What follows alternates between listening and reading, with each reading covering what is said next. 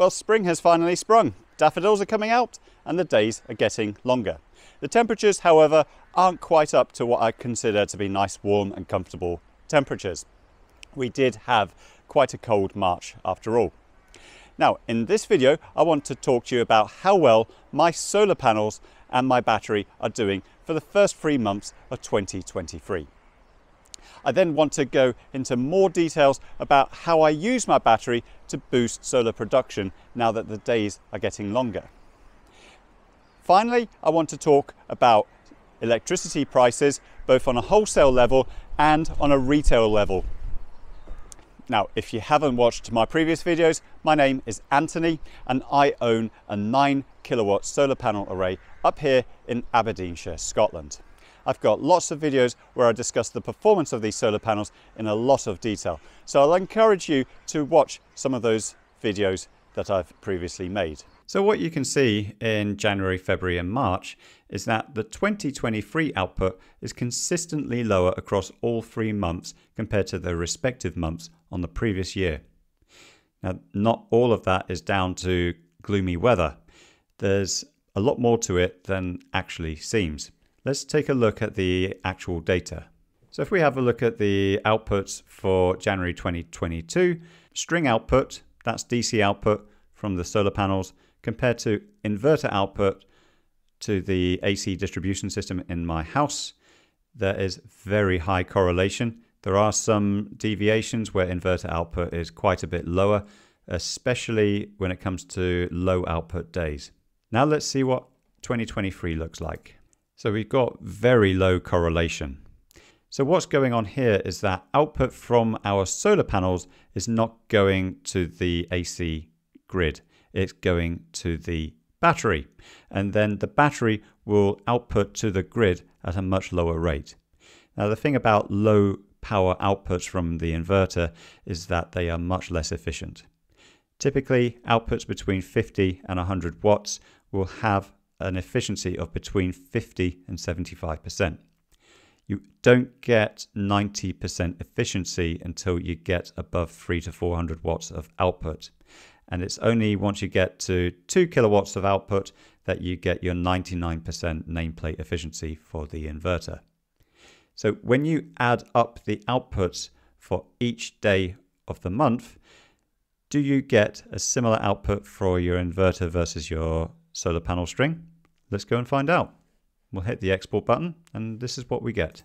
So in actual fact, the output from the DC string was 150 kilowatt hours for the whole month of January versus 146 kilowatt hours the previous January.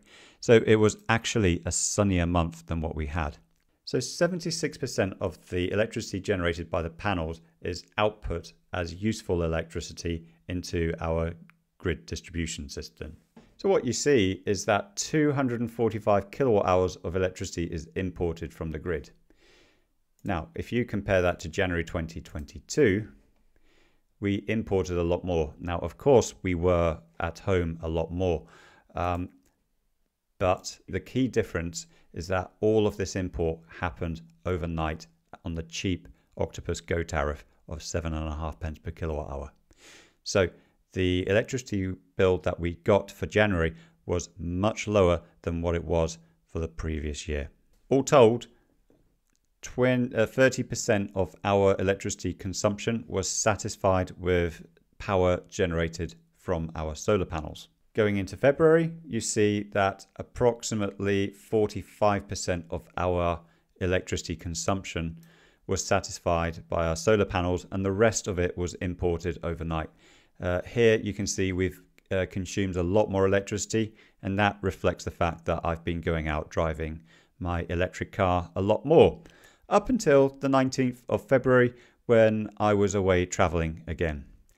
However, you can see on the 26th of February we exported far more electricity. This was the first good day of the whole year, and on the 28th I was confident enough to make the change from Octopus Go to Octopus Agile, where I could start to make some money from my exported electricity going forwards.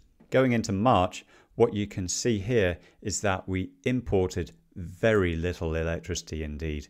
And this is going to be the theme going all the way through to September this year. I'm not expecting to import anything more than this amount for each month.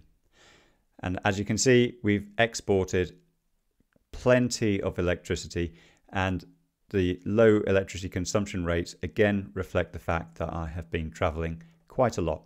And what this goes to demonstrate is that even when you're traveling, you can still get a lot of benefits from your solar panel system in the form of export revenue whilst you are away from home. But now we're going into the longer months of March. And I want to show you one particular day as an example. This is the 30th of March. So the 30th of March represented the best day of production. Just under 37 kilowatt hours of electricity generated. And what you can see here is that the battery state of charge was not increasing in the morning time.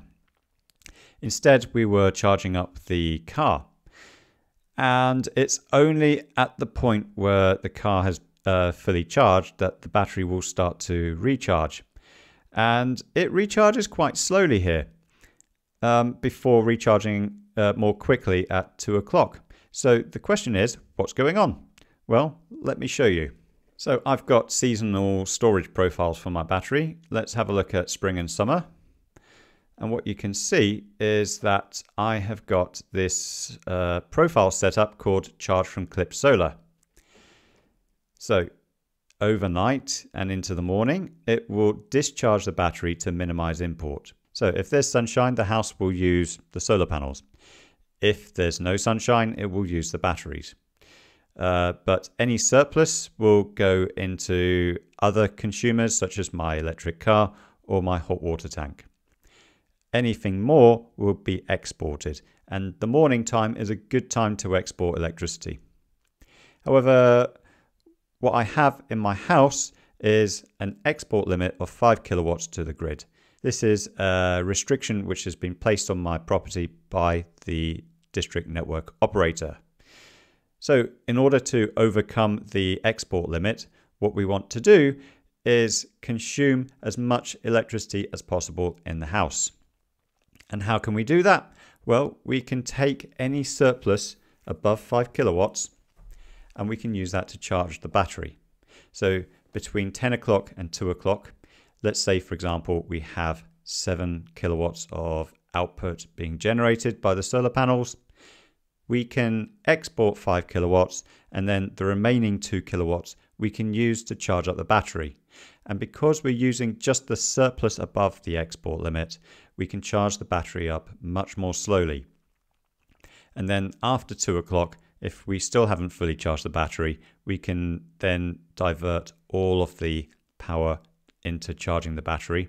And then from 5:30 until 6:30, when export prices are at the highest, we can then discharge that battery for an hour and get the battery down to a level where we can take some surplus charge the following day. Now, I'm not going to be doing this for each and every day of the spring and summertime. Some days we've got no sunshine whatsoever, and other days I'm too busy charging up the electric car to be worried about these kind of details. But it demonstrates how you can use the battery to overcome limitations in your site. So let's talk about money. Here we have my spreadsheet for analyzing the data from my SolarEdge system. So what we have here is solar data which is exported from my monitoring portal. And we can not only export for each day of the year in terms of aggregate consumption and export and import data, we can also do that for each hourly period of the day. Now, when you combine that with import prices, we can then work out what the cost and savings are for each hourly and half-hourly period of the day. This data for Octopus Agile comes from this website here. I'll just show you here. It's energystats.uk, and if you go to download historical pricing data, you will then get to a point where you can go to the CSV output for each region of the United Kingdom. So I combine them in this spreadsheet. I've got data for the Octopus Agile import. What I do is I look at what the total cost is under Octopus Agile regime, and I compare that with what the cost is under what I would otherwise be on if I didn't have solar panels, which in this case would be Octopus Go. And then I can see what the cost of Octopus Agile is versus Octopus Go. And as you can see, for March, it's cheaper to be on Agile than it is to be on Octopus Go. Now, I also look at what the export prices are under the Octopus Agile regime. And now I'm also on Octopus Flux. So I've got a little bit of a formula going on here. So if the time is between certain periods of the day, then we set a particular price point using this formula here. And then we can add up what the revenue is in terms of export for each hourly period of the day. And I've done that for the first week I've been in this tariff regime for. I then go into the investment returns for 2023, and we can see that in total we've returned just over £300 for the first 3 months of this year. Most of that is savings from self-consumption. In historical terms, this is where I collate data for the previous years, and so far we're doing pretty good. I'll be looking forward to seeing when we get 30% of our original investment returned. So in August 2022, I made a video which was just about the price of electricity. Back then, the wholesale price of electricity was approaching £700 per megawatt hour. It was astonishing, and I was forecasting that electricity prices on a retail level were going to approach £1 per kilowatt hour. Now, the government intervened and the reality of the situation did not transpire. But what has happened since then is that the price of electricity on the wholesale level has actually come right down. It's now hovering at around £100 to £150 per kilowatt hour. That's about the same price as what we had for electricity on a wholesale level in 2021. What's also happened is that the export prices for Octopus Agile have followed the wholesale prices down. During the daytime, you can expect to get paid between 10 and 15 pence per kilowatt hour on the Agile tariff. And the daytime tariff for import is around 25-ish pence per kilowatt hour. That actually makes Octopus Agile quite an attractive tariff for those people that don't actually have any solar or batteries or electric cars whatsoever. It's cheaper than a lot of the fixed prices or flat rates. And it goes to show that Octopus Agile is a leading indicator as to where the price of electricity is going to go for your retail tariffs in the future. This winter I was on Octopus Go. I was taking advantage of the cheap overnight tariffs for charging up my car and my home battery. But now that the days are getting longer, I switched to Octopus Agile at the end of February. And now I've switched tariff again. I'm on Octopus Flux. So what do I want out of Octopus Flux, which I cannot get out of Octopus Agile? Well, amongst other things, during the daytime, you get a very good price for export right now. It's about 21.5 pence per kilowatt hour. If you export during the early evening time, between 4 and 7 o'clock, you will get paid just under 35 pence per kilowatt hour. And here's the kicker. If you import between 2 and 5 o'clock in the morning, you are paying 19 pence per kilowatt hour. So it's possible to charge up your battery on the import level and then export it on the early evening time without any solar power whatsoever. And it's possible to make money that way. And how is it working? Well, you're actually helping to rebalance the grid. You're helping to take the peak demand off the early evening time and just transfer it into the dead of night, or when there's very little demand for electricity. What it also means is that if you are charging a car, for example, instead of charging up your car during the daytime, you can take that electricity that would otherwise be going into your car and you can export it for more money than it costs to charge up your car at night time. And that is advantageous if you're somebody like me who will do lots of driving on a Saturday, come home overnight, and then do lots more driving on a Sunday. It means you don't have to rely on sunny days all the time. And I find that to be a really attractive tariff. Now on Octopus Agile right now, the import prices you get overnight, they do vary, but they are rarely at a lower price than the daytime export prices. So in that regards, Octopus Flux is very attractive for those people who have a big enough solar panel to export surplus electricity. Here's the thing about the electricity prices. Everyone has reason to cheer for lower electricity prices. They're still more expensive than they were pre-pandemic. Pre-pandemic, we were typically paying 15-16 pence per kilowatt hour on a retail basis. Now we're probably going to still be paying 25-ish pence per kilowatt hour. That's still a big price hike for a lot of people, despite the obscene prices that we were seeing in the year 2022. So are those prices going to come back down? I'm not so sure about that one. It really depends how much renewable power comes online. And here's the thing. The lower the price of electricity, the less reason you have to invest in solar power for your property in the first place. The price you're paying for solar power in 2022 was around about double the price per kilowatt hour of the year 2020. Now, I've mentioned in my previous video that the price of solar panels was starting to come down. However, since that video 2 months ago, the price of solar panels hasn't come down any further.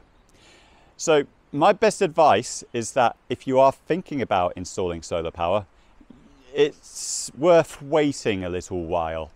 I've got a feeling that in 9 months' time, there's going to be lower prices for solar panels at the very least. I have no idea what the price of labour is going to do. I've got a feeling that's going to remain stubbornly high. Electricians, after all, have lots of demand, not just for solar panels, but for all sorts of domestic and industrial jobs. But the other thing I want to talk about is the price of electricity when it comes to driving on the roadside. Well, I've now owned my Tesla Model 3 for just under 19 months. And in that time, I've done about 22,000 miles. And about 63% of my driving has been provided with electricity from my charger right here. And much of that electricity has come from my solar panels. So I've either been able to drive for very cheap or free electricity. But when it comes to roadside charging, it's a different story. Back when I purchased this vehicle, the price of electricity on the roadside was about 20 pence per kilowatt hour in many Charge Place Scotland networks. There were some Charge Place Scotland providers, local councils, which were still providing it for free. Indeed, Glasgow City Council was providing it for free up until earlier on this year. It was astonishing that I was able to charge up on one of my holidays near Loch Lomond for no money whatsoever. Things have changed. The price of superchargers has gone up from 35 pence per kilowatt hour, and I was seeing 65 pence per kilowatt hour on some charges late last year. But since then, the price of supercharging has come back down again. So during the daytime, at least, you can charge up for about 35 to 40 pence per kilowatt hour, depending on what supercharger location you have. But when it comes to other charging providers, in particular local councils on the Charge Place Scotland network, they haven't got the memo. Glasgow City Council, which I mentioned previously, if you want to rapid charge this now, it's 70 pence per kilowatt hour. It's nearly double what it costs on the Tesla supercharger network. The same also applies to the Highland Council area. And the trouble with all local authorities is that they react very, very slowly to market conditions. They just don't get the memo that prices have actually come back down again. And to see Highland Council deciding to put the price of rapid charging up to 70p is exasperating. It now costs on the roadside with Highland Council about 1.5 times per mile to drive this on Highland Council electricity as it did to drive my old Volkswagen Golf. So the question is that situation going to persist? And is that going to put people off buying electric cars? In my opinion, in the short term, I think it will put the brakes on electric car purchases for a time. Electricity has always been a much more attractive option for propulsion of trains, for example. It's always been more expensive to run a diesel train than an electric train. But we've had a perverse situation with the electricity market, and that perverse situation is starting to normalise right now. And I think we're going to see a situation in a year's time where the price of electricity is cheaper than where we are right now, depending on geopolitical events which happen in the meantime. So my opinion is that if you're considering buying an electric car, it's a good time to consider buying it. The price of this, I paid £48,500 brand new for it. The brand new price went up to £57,500 until late last year.